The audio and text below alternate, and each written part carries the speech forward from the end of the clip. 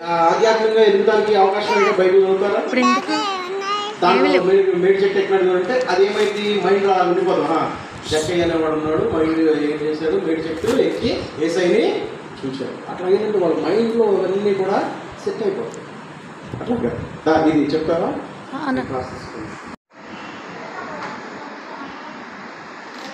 ఇందాక బొమ్మ చూశారు కదా, మరియా మాత లాజరు కదా, అది మనోడు కాదు, ఇది కంటిన్యూటీ. నైమాను ఎలా చెప్పాడు అడగండి. చిన్న బానిసని ఇస్రాయేల్ దేశం నుంచి వాళ్ళు సిరియా వాళ్ళు ఎత్తుకెళ్ళిపోతారు.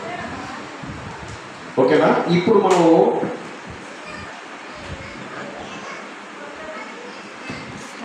దీన్ని ఎట్లా చెప్పవచ్చు? ఈమె ఎవరు? నేను చెప్తా. నైమాన్ యొక్క భార్య నైమాన్.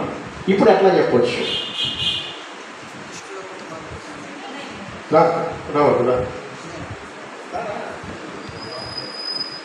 ఇది మనం పెద్దోడు చెప్తున్నట్టుగా ఏదో ప్రసంగం చెప్తున్నట్టుగా చెప్పకూడదు. ప్రసంగం కాదు, దీన్ని ఏంటంటే ఉన్నటువంటి భాగాన్ని మనం ఏం చెప్పాలంటే చిన్న పిల్లలకి అర్థమయ్యే రీతిలో చెప్పాలి.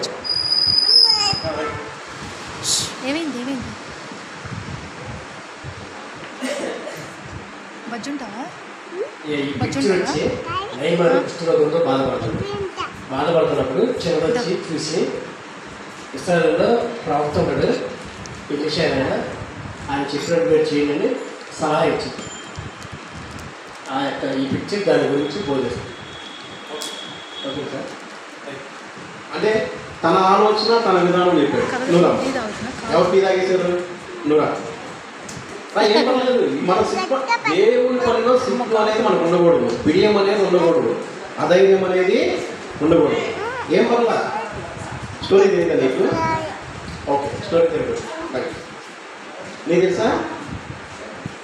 కొద్దిగా తెలుసు, కొద్దిగా తెలియదు. నాకు తెలిసి మీద చెప్తుందా? పర్లేదా? అనుహాసిని రా. ఇదేంటంటే మనకి ఇంకోటి ఏంటి, చాలా మంది స్టేజ్ ఫియర్ ఉంటుంది. అర్థమైందా? స్టేజ్ ఫియర్ ఉంటుంది. అవన్నీ కూడా ఏంటంటే మనం ఇప్పుడు మనమంతా ఒకటే కాబట్టి అవన్నీ పోతాయి. నేను ఇలా ఉండి నేను చెప్పొచ్చు అని.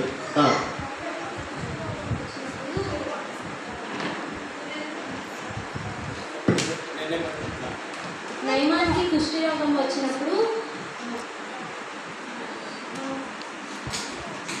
భార్య వచ్చి ఎలీషా చెప్పిన మాట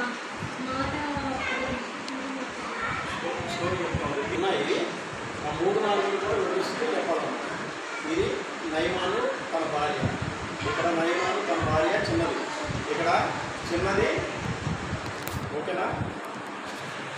ఇక్కడ నైమాను వెళ్తా ఉన్నాడు.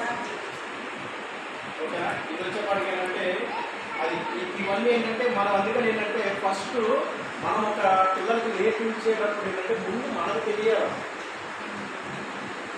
ఇప్పుడు ఈ సబ్జెక్ట్ ఏంటంటే ఇది ఎక్కడ రాయబడి ఉందో దానిలోకి వెళ్ళి దాన్ని చదివితే ఏంటంటే మనకు ఒక పిక్చర్ వస్తుంది. అంటే ఈ పిక్చర్ కాదు, మన మైండ్లో ఒక పిక్చర్ వస్తుంది. దాన్ని ఎట్లా చెప్పవచ్చు, దాన్ని ఎలా చేయవచ్చు, దాన్ని ఏ రీతిలో మనము ముందుకు తీసుకెళ్ళవచ్చు. పిల్లలకి అర్థమయ్యేటట్టు ఎట్లా చెప్పాలంటే నేను చెప్పిన ఇలా ఒకరిద్దరు చెప్పారు చూడాలి. మేమందరం పిల్లలు నువ్వు ఎలా చెప్తావు?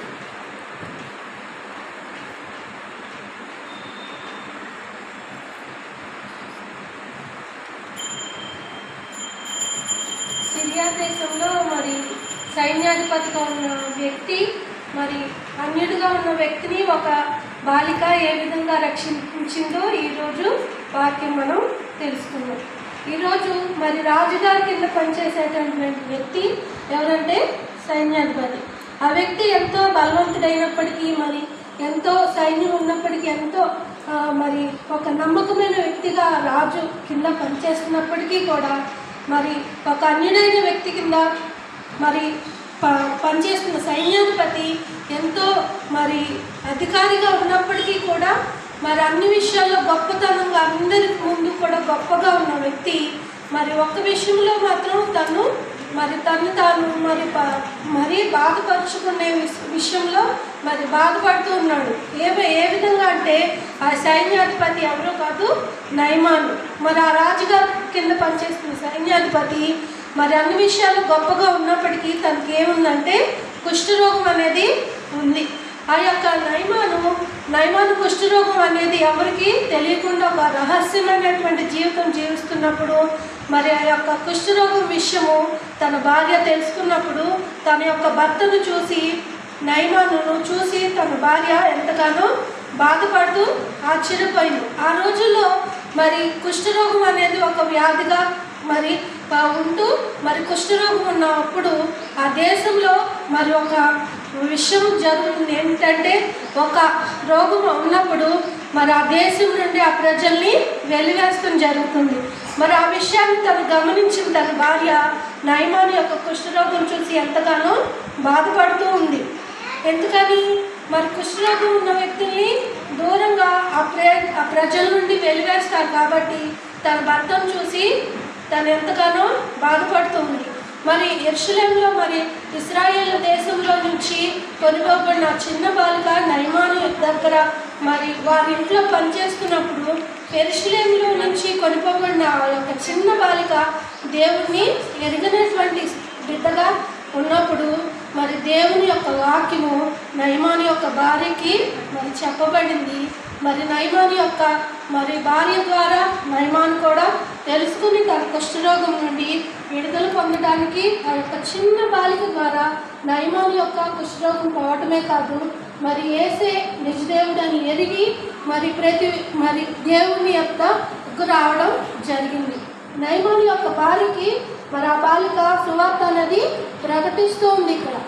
ఎందుకని మరి వారు అన్యులుగా ఉన్నారు, మరి దేవుణ్ణి తెలుసుకొని వారు ఉన్నప్పుడు మరి ఆ సమయంలోనైనా వారు దేవుని యొక్కకు వస్తారని మరి నయమాను యొక్క రోగాన్ని మరి నుండి విడుదల పొందుతాడని చెప్పినప్పుడు నయమాను తన శిష్యులతో కలిసి మరి యెరూషలేమునకు వెళ్ళటం జరుగుతుంది. ఇక్కడ మరి నయమాను మరి ఎలీషా ప్రవక్త దగ్గరకు వచ్చారు. ఎందుకని తన యొక్క రోగాన్ని మరి రోగం నుండి విడుదల పొంది స్వస్థత పొందడం కోసం మరి ఎలీషా ప్రవక్త దగ్గరికి నయమాను వచ్చాడు. మరి నయమాను మరి ఎలీషా దగ్గరికి వచ్చినప్పుడు ఏం చేశాడు? నయమాను ఏదో అడిగిందంటే మరి నా దగ్గరకు వచ్చి నా మీద చేతులు ఉంచితే ఏదో చేస్తే అయిపోయింది, నేను స్వస్థత పొందుతాను, ఈ కుష్ఠరోగం పోయిద్దని నయమాను అనుకున్నాడు. కానీ నయమాన్ గారు ఏం చేశారంటే మరి ఎలీషా గారి దగ్గరికి వెళ్ళినప్పుడు ఎలీషా గారు మరి దేవుని యొద్ద నుండి అంతా కూడా మరి ఎలీషా గారికి అంతా కూడా దేవుడు చెప్పడం జరిగింది. మరి నయమాన్ గారికి ఏం చెప్పారంటే యోర్దాను నదిలో 7 సార్లు మునిగితే మీ రోగం పోతుందని చెప్పినప్పుడు మరి నయమాన్ గారు అయితే మొదట వినలేదు. కానీ మరి ఆ విధంగా ఆ బాలిక ద్వారా తన భార్య ఏ విధంగా అయితే విందో మరలా నయమాన్ గారి దగ్గర పనిచేసిన ఆ వ్యక్తి చెప్పినప్పుడు నయమాన్ గారు కూడా లోబడటం జరిగింది. 7 సార్లు 6 సార్లు ఎప్పుడు మునిగారు, 7వ సారి ఎప్పుడైతే మునిగారో మరి పసిపిల్లల దేహం వలె మరలా మరి తను స్వస్థత పొందటమే కాదు ఆ దేవుడు నిజమైన దేవుడని అంగీకరించడం జరిగింది. Thank you. వేడిగా ఉంటే థమ్స్అప్ ఇద్దామా బాబుకి? Thumbs up class. థమ్స్అప్ క్లాస్ ఇద్దామా? ఎలాగా?